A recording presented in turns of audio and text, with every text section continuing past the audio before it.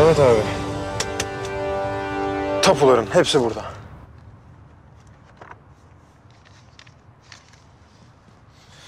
Sen şimdi güzelce teslim et. Tamam. Benden de selam söylemeyi unutma ama.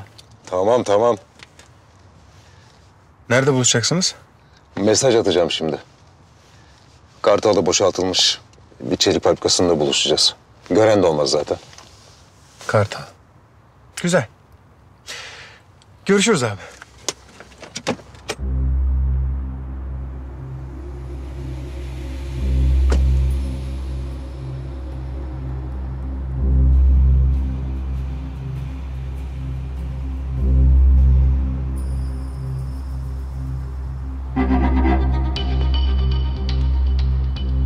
Saat 4'te Kartal'daki boşaltılmış çelik fabrikasında.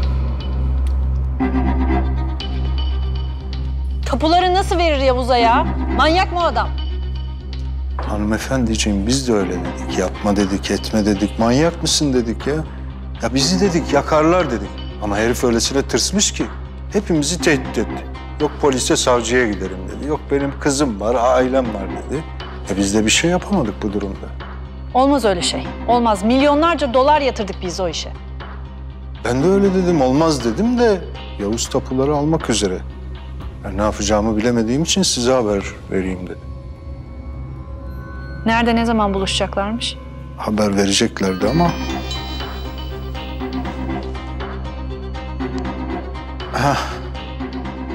Saat 4'te Kartal'daki boşaltılmış çelik fabrikasında. Gereğini yapın, sessizce halledin. Peki hanımefendi.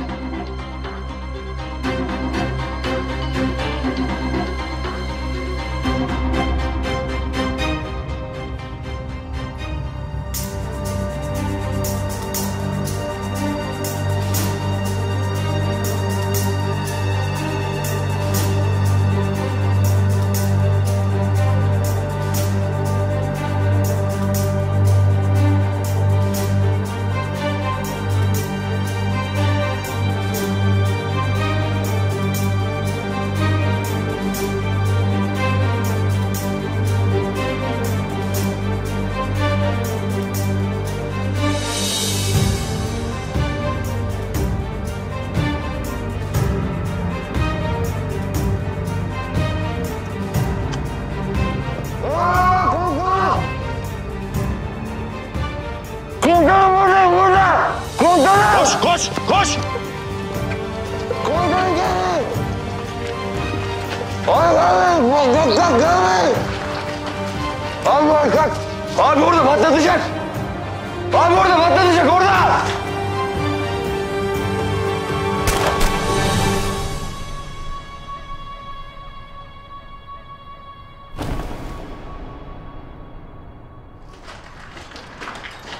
Abi çöz beni. Abi çöz, ellerimi çöz.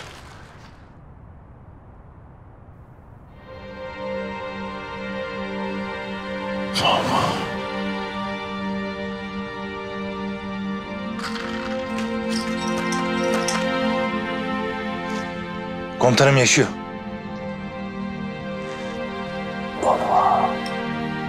Bir şey mi dedi o? Sayıklıyordur herhalde. Hadi alın hastaneye götürelim. Hadi.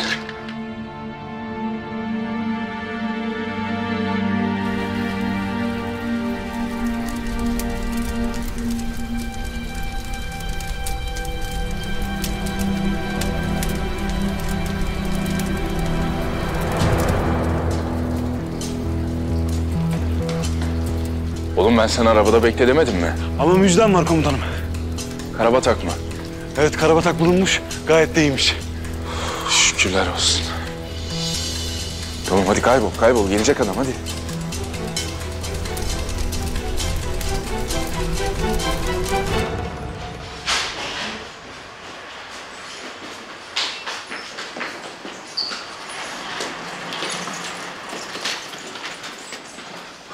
Omzundan vuruldu. Hemen müdahale edilmesi gerekiyor. Lütfen kalın siz burada. Gerekli müdahaleyi yapacağız. Ağır bir kimyasalın etkisinde olabilir. Vurulmadan önce kendinde değildi. Lütfen sakin olun ve burada kalın.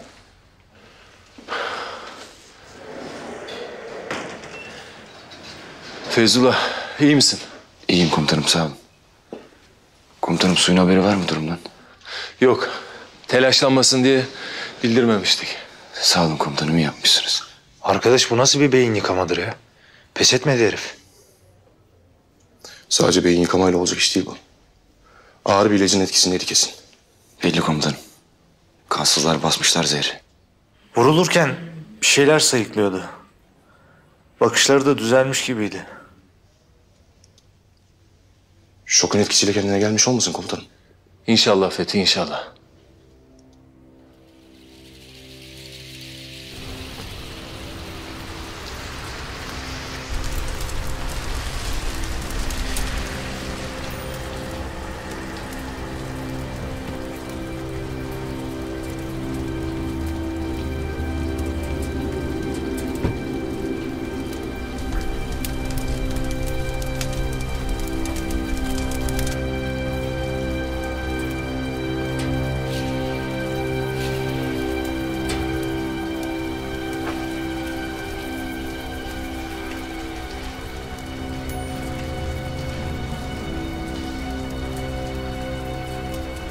Boşuna bakma. Üstünde mikrofon falan yok. Olmasın zaten. İstediğin her şey burada.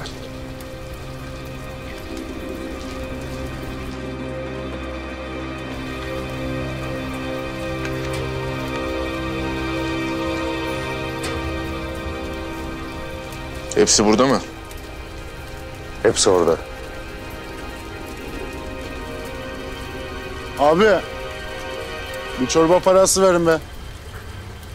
Hayda, bu da nereden çıktı şimdi? Abi, bir çorba parası ya. Hadi oğlum git, işine git hadi.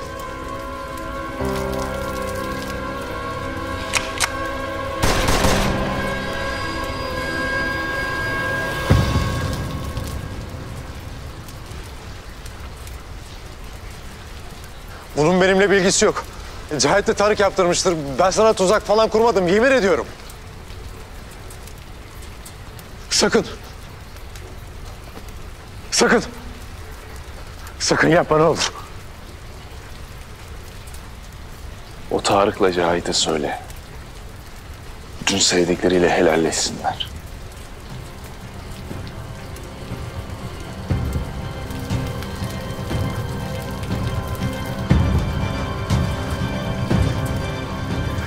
Allah belanızı versin sizin.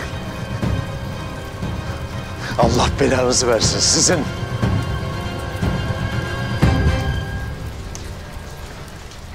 Komutanım nereden anladın ya? Teğmenken günlerce dağlarda kaldım ben. Kışın ortasıydı. Soğuk yiyen adamın yüzü kösele gibi olur. Bunlar Pamuk Prenses gibiydi. Sana ben kurban olurum sarı komutanım.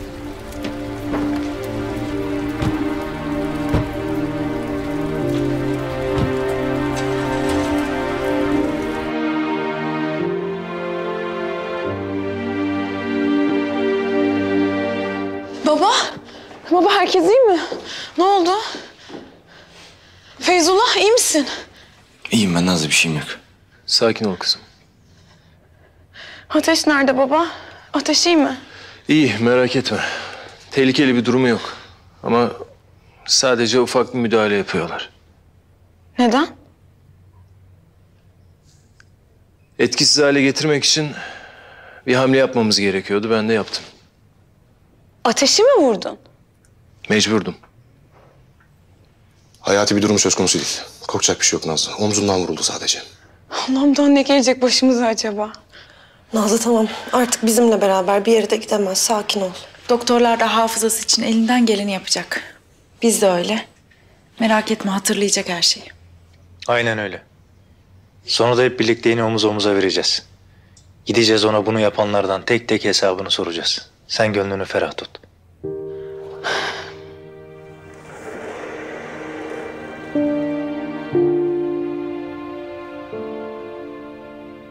Hasta yakınları sizlerdiniz değil mi?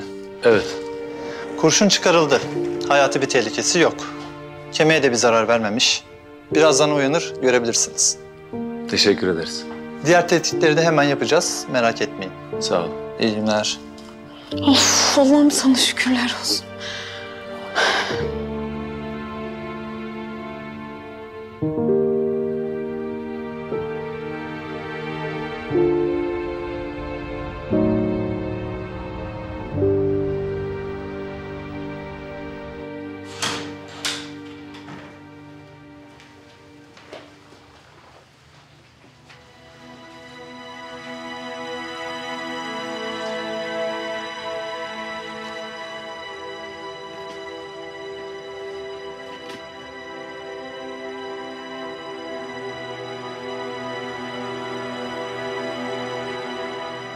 Ateş.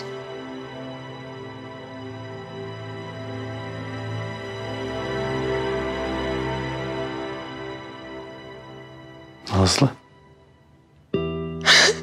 Allah'ım şükürler olsun.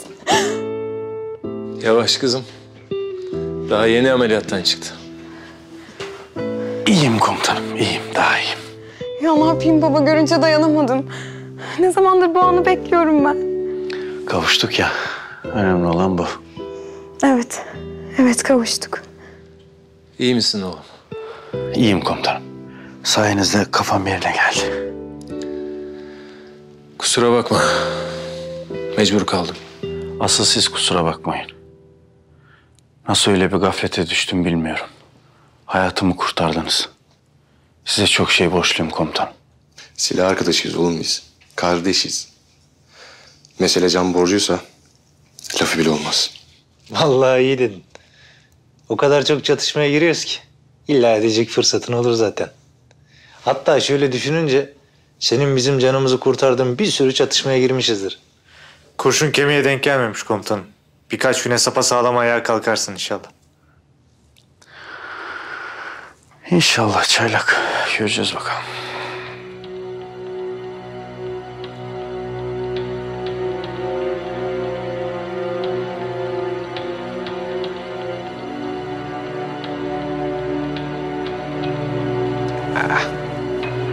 Aşık. Şimdi benim böyle kafa gidiyor geliyor ya. Artık biraz beni böyle idare edeceksiniz. Ederiz tabii komutanım, o ne demek? Ama hafızanız tamamen yerine geldi değil mi? Yani böyle şey gibi, hani bir yazı var ya, böyle loading yazıyor, doluyor ya onun içi. Biraz böyle onun gibi, parça parça. Ama sizleri gördükçe daha da hatırlıyorum her şeyi. Kafana darbe aldığın için travma geçirdiğini söyledi doktor. Ama geçici bir hafıza kaybıymış. O Dragan da bundan hemen yararlandı tabii. Allah benim belamı versin. Öyle deme aga. Sonuçta başarısız oldu. Başarılı olmadı yani. Hem kardeşimizi kazandık, hem o çakalın planını mahvettik. Evet. Geçti gitti. Doktor biraz zaman alacak ama normale dönecek dedi. Merak etme. Hadi. Biraz dinlensin, biz çıkalım. Baba ben biraz daha kalabilir miyim? Tamam. Geçmiş olsun kardeşim. Geçmiş olsun. İyi ki geldin aramıza, özlemişiz seni ha. Ben de dayı oğlu. Ha? Bunun kafa iyice yerine geldi.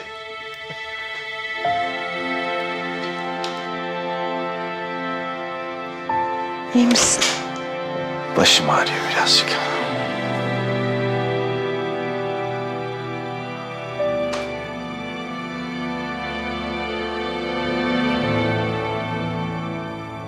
Nasıl durumu?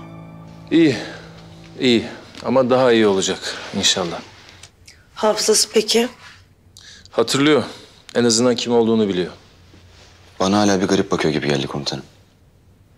Böyle emin değil gibiydi konuşurken. Normal değil mi? Dragan adamı nasıl manipüle etmiş baksanıza. Kendini patlatacaktı az kalsın. Hem de kışlanın önünde.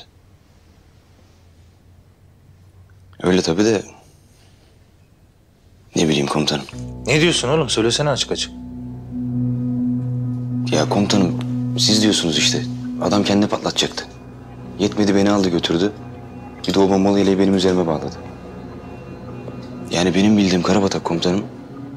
bizden birine bile isteye zarar verse kahrından ölür. Ölür tabii. Ama hiç öyle bakmıyordu sanki abi. Neyse. Biraz dinlensin, kendine gelir. Doktorun söylediklerini duymadınız mı? Ateş çok şey yaşadı. Bir anda kendisine gelmesini bekleyemeyiz. Haklısınız tabii. Komutanım. Yavuz. Nasıl durumu? İyi. İyi. Ufak bir yarası var ama. Şükür yaşıyor komutanım. Yaşıyor Yavuz. Bulduk sonunda be Yavuz. Bulduk. Dragan, Ne oldu? Maho'dan haber var. Yaralanmış. Hastaneye kaldırmışlar. Durumu ağır mı? Bilgi almaya çalışıyoruz. Tamam, hazırlanın, çıkıyoruz. Nereye? Maho'nun yanına. Bütün planlarımı alt üst ettiler. En iyi adamlarımı öldürdüler. Bu kadarı fazla. Bu kadarı kasap Dragan için fazla. Hepsinin hesabını verecekler. Hazırlanın.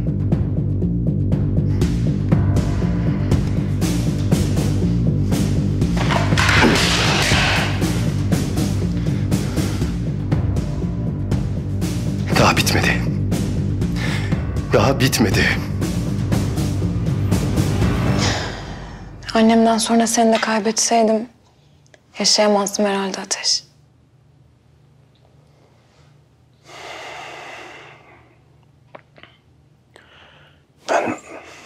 Ben de çok üzüldüm. Hayatımda ilk defa birini annemin yerine koydum. İlk defa birine anne dedim. Biliyorum. Ama bunların bir önemi yok. Güler anneyi öldüren öldü. Ben her şeye rağmen buradayım. Beraberiz. Önemli olan bu. Evet, buradasın. İyi ki hayatımdasın Ateş. İyi ki varsın.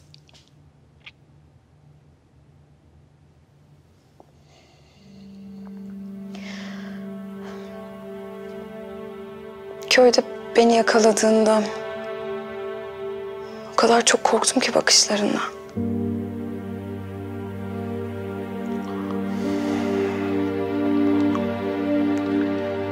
Seni bana düşman diye tanıttılar. Senin için Türk ajanı dediler.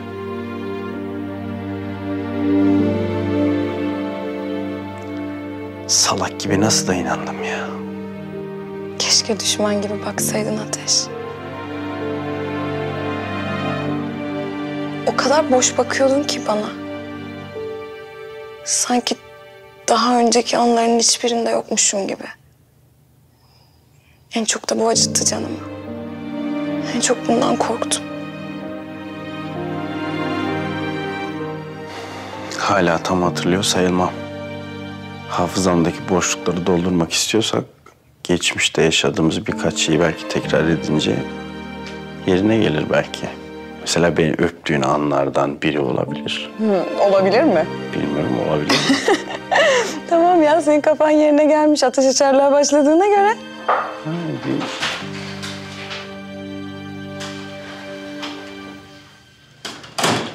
Karabatak.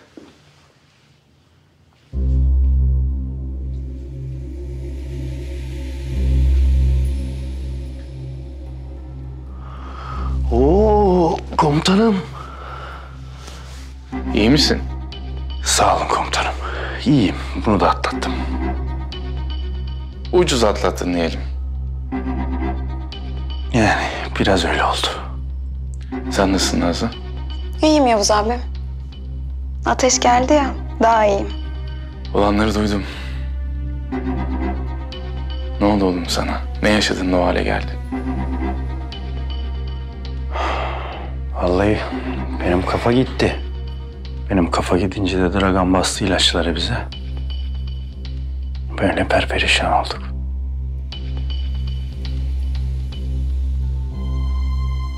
Hepsi benim suçum. Bırakmayacaktım seni. Yo, öyle düşünme. Sen bana yardım etmesen de ben zaten oraya gidecektim. Ben sana yardım etmedim Karabatak. Aksine gitme dedim, dinlemedin, kaçtın.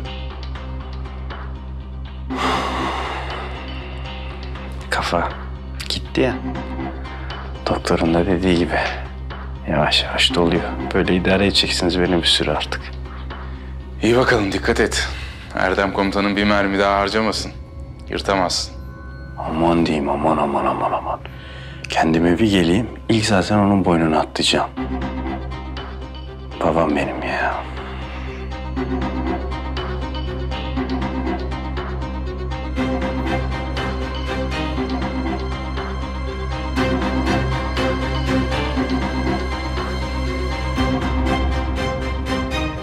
Ya adamlar beni ya öldürselerdi? Ne bağırıyorsun oğlum? Hasta mısın sen? Niye öldürsünler seni? Ya anlaşmadık mı sizinle? Anlaştık. Ama Linda seni takip ettirmiş. Bizden bir şey çıkmadı yani. Ya kadın sordu ne yaptınız diye. Ben de anlaşmaya vardık deyince kıyametleri kopardı. Haklı olarak milyonlarca dolar para yatırmış oraya. Kaptırır mı Yavuz'a?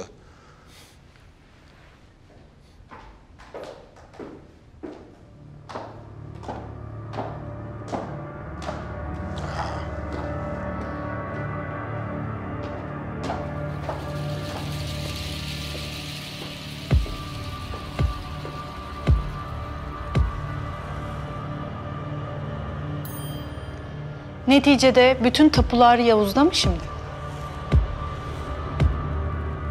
Öyle görünüyor.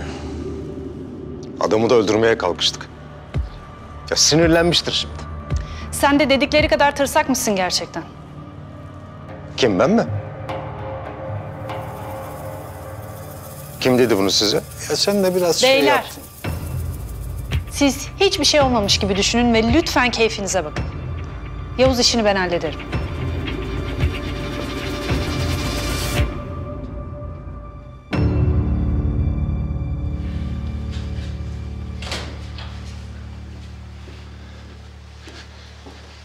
Gayet iyi görünüyor.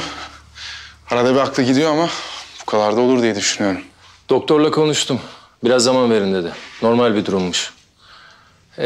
Zaten bu kadar şeyi hatırlaması da bizim için yeterli. Hadi beyler, biz gidelim artık. Nazlı burada kalacak. Bir sıkıntı olursa da bize haber verir.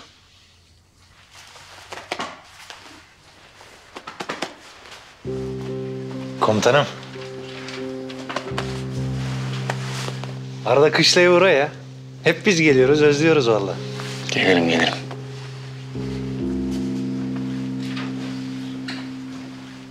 Komutanım.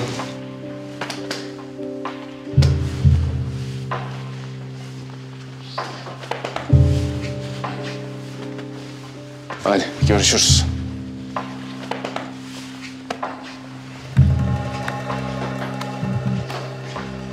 Komutanım. Komutanım kolunuz. Çıban vardı da patlamıştır. Bir şey yok. Aman komutanım dikkat edin, nazardandır. Hadi lan oradan çakal, hadi. Yavuz, Geliyorum şimdi. ne oldu?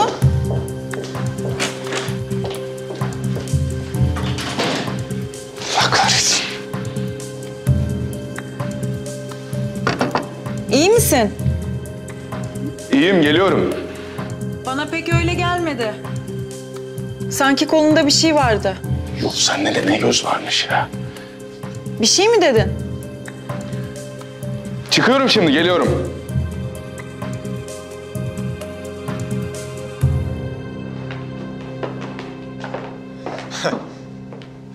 Siz sattınız değil mi beni? Beni de öldürecektiniz. Sen iyice paranoyak olmaya başladın ha Samet. Saçma sapan konuşma. Beyler, onu bunu bırakın da Yavuz'u ne yapacağız onu söyleyin. Sami abi şu an morgda. Yani sıra bizde. He, onu söyleyecektim. Yavuz dedi ki, sevdiklerinizle helalleşecekmişsiniz. Kimin kiminle helalleşeceğini göreceğiz. Sen de git ona öyle söyle.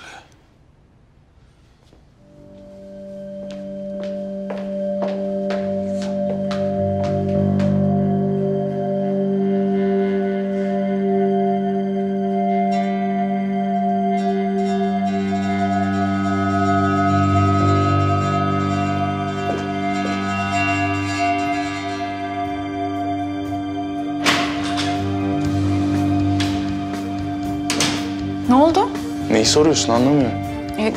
Merak ettim, öyle koştur koştur gittin. İyiyim Derya, bir şeyim yok. Hayır, savcıyla sevgili olduk diye tuvalete giderken de izin isteyecek değiliz herhalde. Abartma istersen. Ya baksana.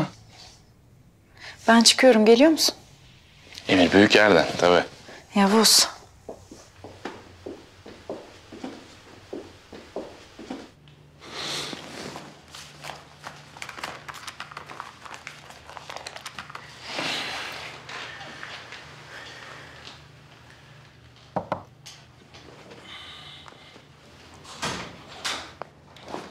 Ne oldu? Rahat edemedin mi? Yok ya, boynum biraz tutulmuş herhalde. Dur ben yardım edeyim sana. Hallettim. Problem yok. İyi, tamam. Ya sana da kahve alacaktım ama izin çıkmadı hemşirelerden. Olsun, sağlık olsun. İyi misin sen? Ben iyiyim de Nazlı. Sen durmadan böyle iyi misin demezsen sanki biraz daha iyi olacağım. Nazlı. Sen bana sinirlendiğinde ismimle hitap edersin genelde ama. Ya yanlış anlama lütfen. Gerçekten çok zor bir durum. İşte biraz bana tahammül et, yavaş yavaş oturuyor kafam. İyi bakalım, tamam. Hadi gel buraya otur.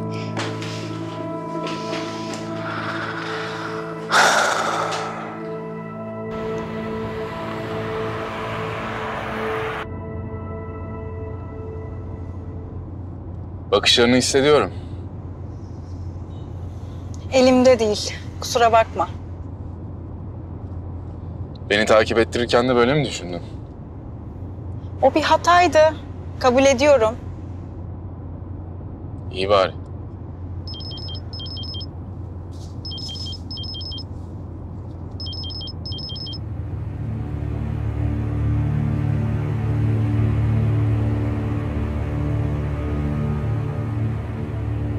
Ne oldu? Benzin alacağım.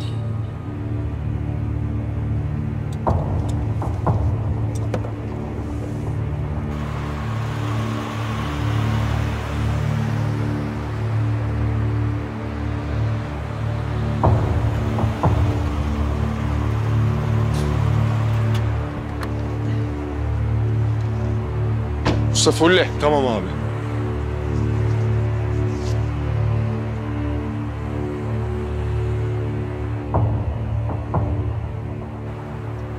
Alo. O tapuları bana hemen getir Yavuz. Kusura bakma Linda. Yüzyıllarca insanların topraklarını çaldınız. Alamadıklarınızı sömürgeleştirdiniz. Bu sefer izin vermeyeceğim. Bu iş senin boyunu aşar Yavuz. Yo, hiçbir şey olmaz. Artık biz varız Orta Doğu'da.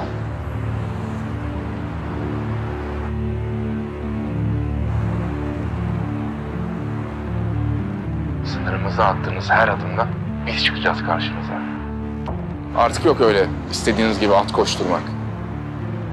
Buraya kadar anla artık Linda. O tapuları bana ellerinle getireceksin. Hiç sanmıyorum. Göreceğiz.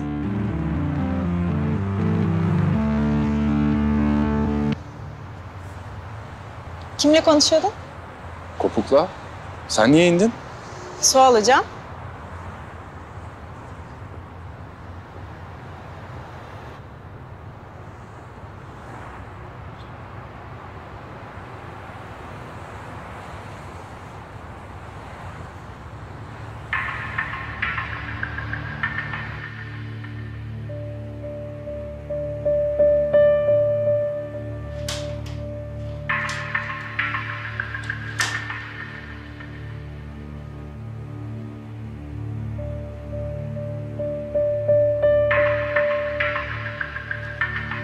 Ateş.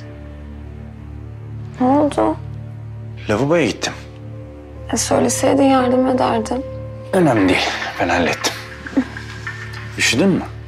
Yok ya. Dur üstünü örtelim.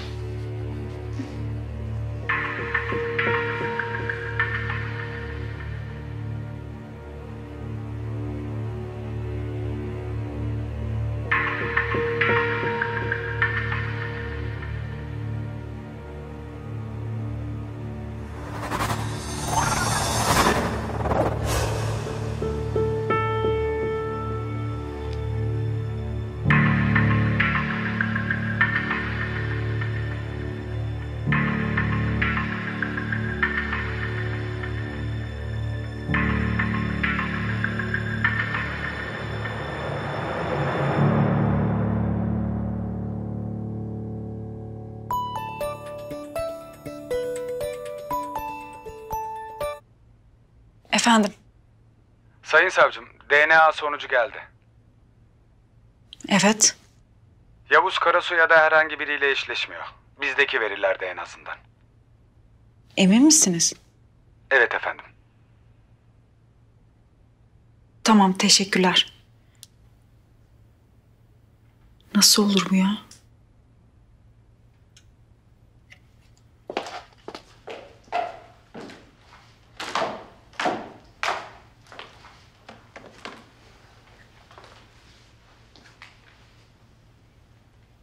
Güzelliğinde bir sınırı olmalı ya.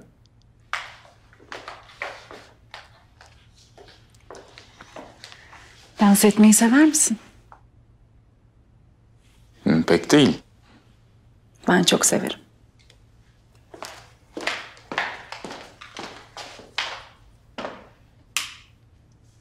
Işıkları kapatır mısın?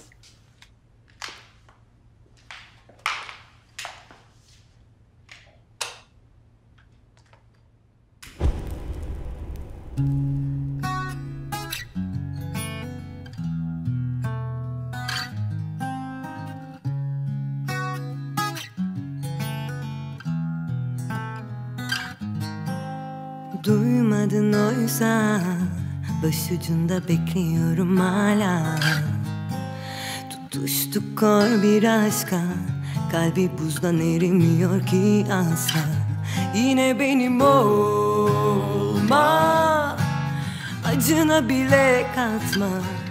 Düşerim yağmur olup avuçlarına, hatırlatır nasıl olsa hiç korkma. Seni bana saklasam çok doluyor, İçini hesaplasam ağır geliyor. Nefesimi tuttum, adımı unuttum. İkimize bir fazla mı geliyor? Seni bana saklasam çok doluyor, İçini hesaplasam ağır geliyor. Nefesimi tuttum, adımı unuttum. İkimize bir fazla mı geliyor? İçerisi çok sıcak oldu.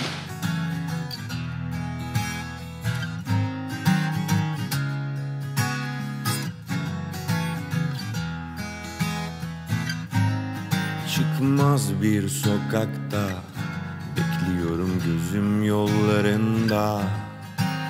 Gördüğüm olsak ya, Belki de bu sıcaklık senden geliyordur. uçurum dallarında yine benim olma. Belki de senden geliyordur. Acına bile katma. Düşerim yağmur olup Ben hayatımda kimseyi seni sevdiğim gibi sevmedim Yavuz. Bana o kadar iyi geliyorsun ki. Saklasam çok doluyor, İçini hesaplasam ağır geliyor. Bunu duymak çok güzel. Nefesimi tuttum, adını unuttum. İkimize bir fazla mı geliyor?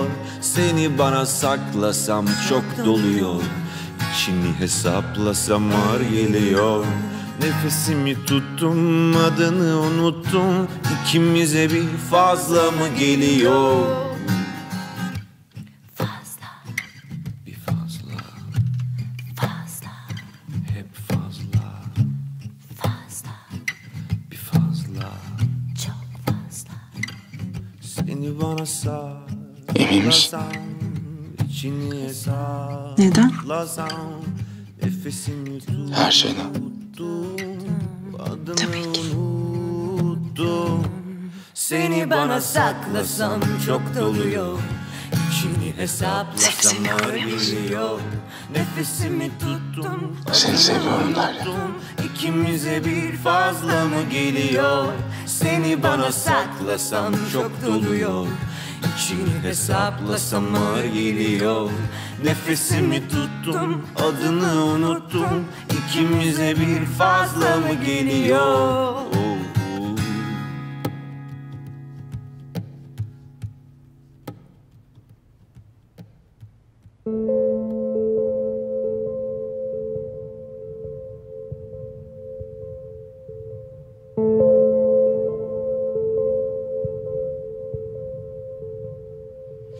Bir iz peşindesin sanki sen. Neden? Neyi merak ediyorsun? Söyle bana. Ne söylersen yapacağım. Kolumda ne var onu mu merak ediyorsun? Al göstereyim.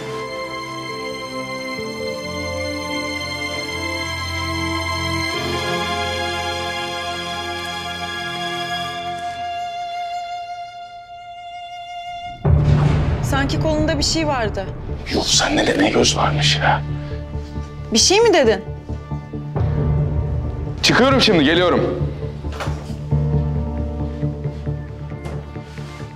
Beni Turan Usta gönderdi. Aç kolunu.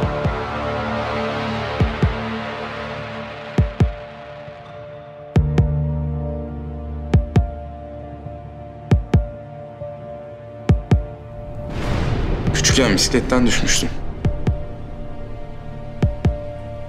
Ha bak, bu bir operasyonda oldu. Bunu işkence görmüştüm. Oradan kalma. Bu senin için yediğim kurşunun izi. Hepsinin ayrı hikayesi var. Hepsini anlatayım mı? Bunlara gerek var mı Derya? Daha ne yapayım senin için?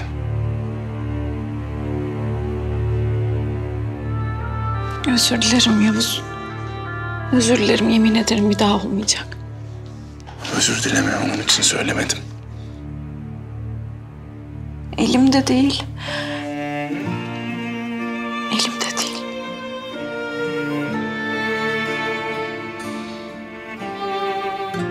Sonunda ama değil mi? Sonunda. Hı? Söz veriyorum, sonunda.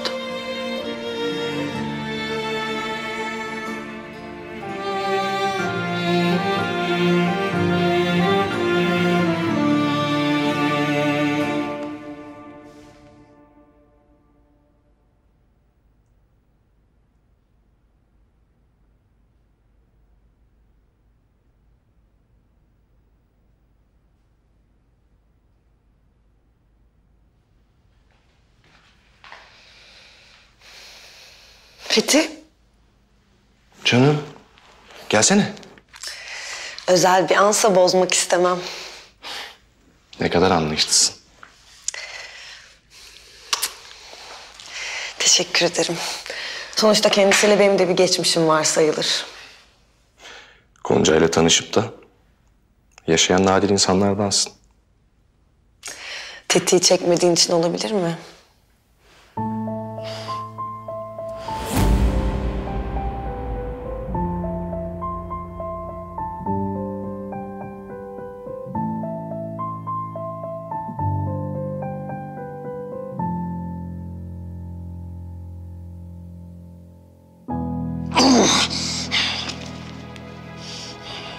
Yapamam.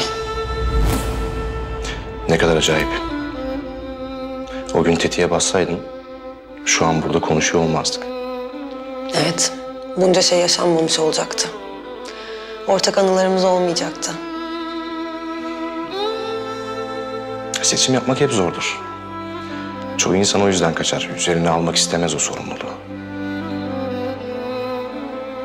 Ama doğru seçimi yapmanın mutluluğu. Hiçbir şey değişilmez o işte. Her zaman doğruyu da seçemezsin tabii. Bazen yanılırsın, yanılınca üzülürsün. Ama o yanlış seçim bile mutlaka önüne başka seçenekler, başka olasılıklar çıkarır. Yani seçenekleri gözden geçirmek, kaçıp da yerine saymaktan daha iyidir. Konu ilişkimizin sıradanlaştığına gelecek gibi bir his var bende. Ne alakası var? Öyle bir şeyin ihtimali yok. Hayatımız aksiyon dolu çünkü. Ama yine de bir değişiklik gerekiyor olabilir. Ne gibi? Bilmem, mesela evlilik gibi.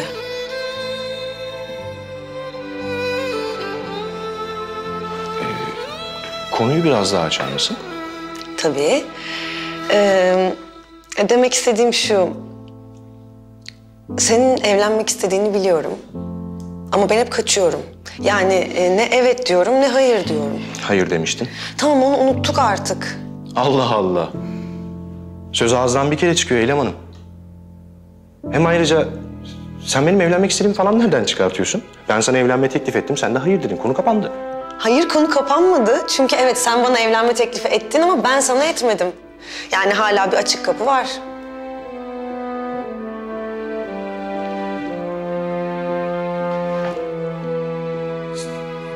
Sen bana evlenme mi teklif ediyorsun?